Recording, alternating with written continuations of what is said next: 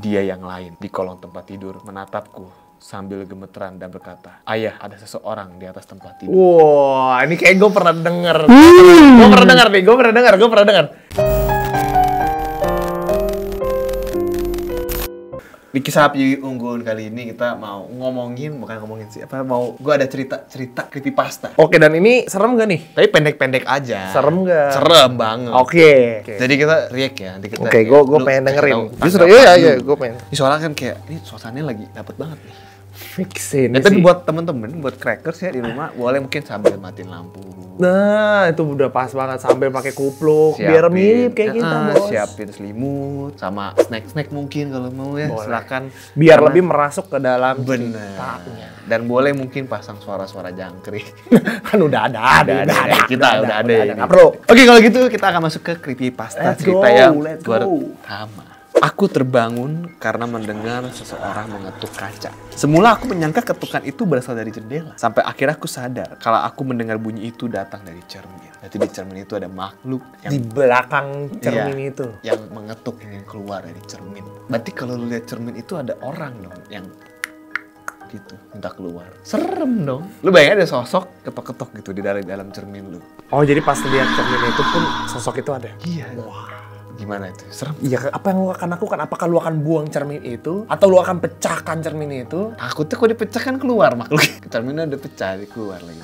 Buang aja kali ya? Buang sih kayaknya. Tapi kan buang lu gotong-gotong lu ngeliatin tadi. Jual topet sih. Ketok gitu kan.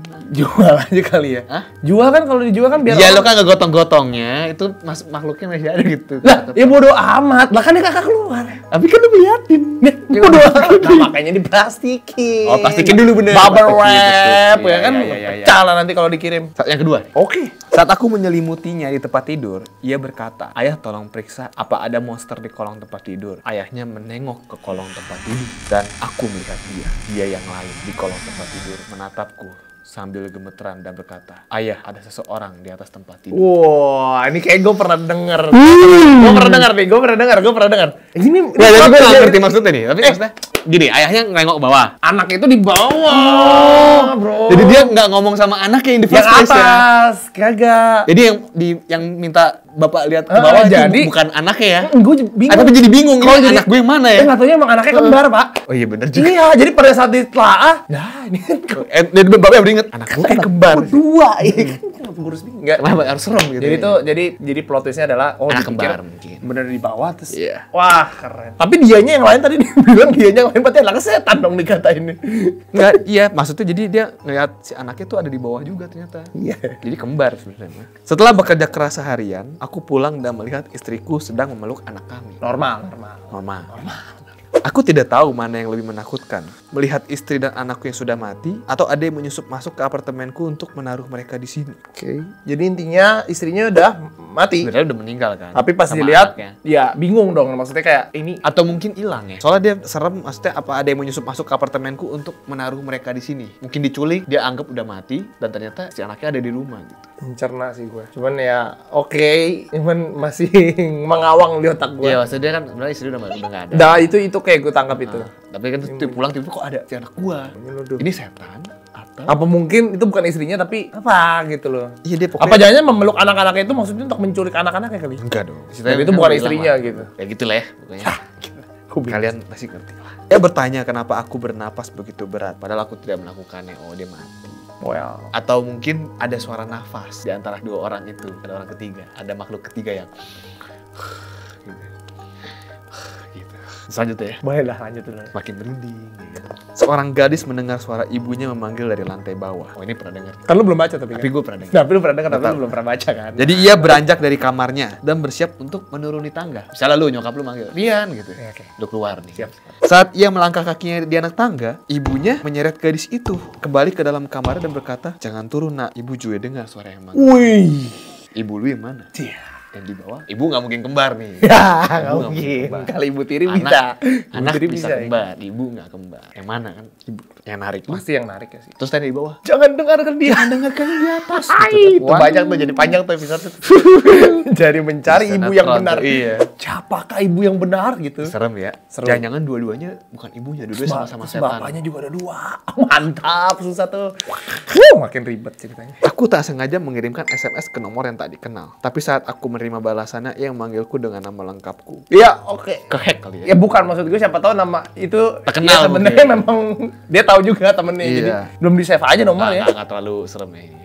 Mungkin kayak emang belum save nomor kan. Ya, kata-katanya juga nggak ada yang, kecuali ada yang mengancam atau misalnya cuma tahu caps nama lock atau tiba-tiba lengkap mah. Ya dari live juga. Biasa. Kamu berbaring dengan kaki menggantung di samping ranjang. Tiba-tiba ada tangan yang menarik kakimu.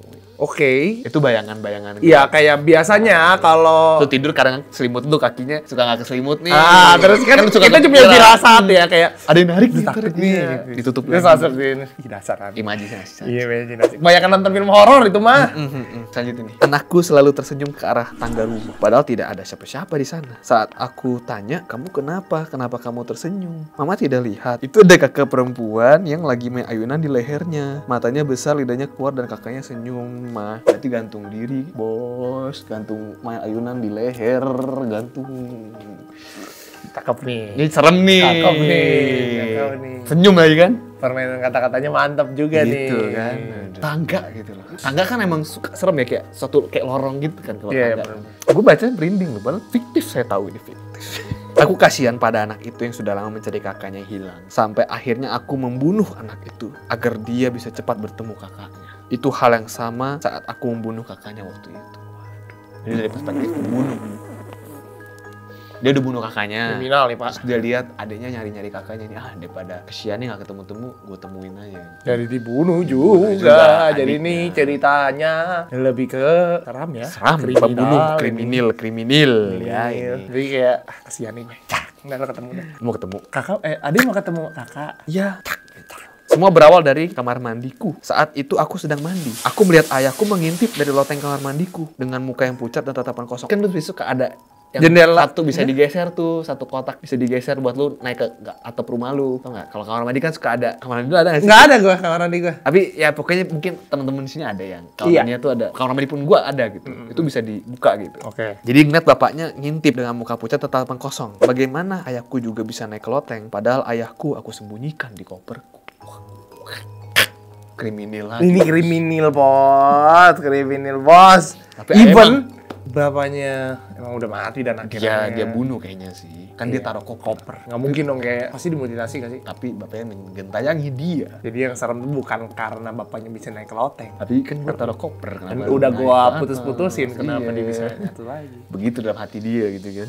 Waktu itu aku sedang sendirian di rumah. Aku mendengar ada ketukan pintu. Ketika aku membukanya, aku melihat nenek itu membawa bunga kuburan. Ya udah lah ya ini ya. Oke. Jadi intinya dia Dia habis ngelayat kayaknya ya. Iya, intinya. Habis ngelayat kasih bunga gitu kan. ya alright. Biasa. Masih serem yang tadi. Standar kan tadi nggak sih? Ini terakhir lah ya. Boleh, ini terakhir Kita- nih, harusnya gue berharap ini bisa. Kalau pada suka kita lanjut lagi di Oke, serem. coba dulu.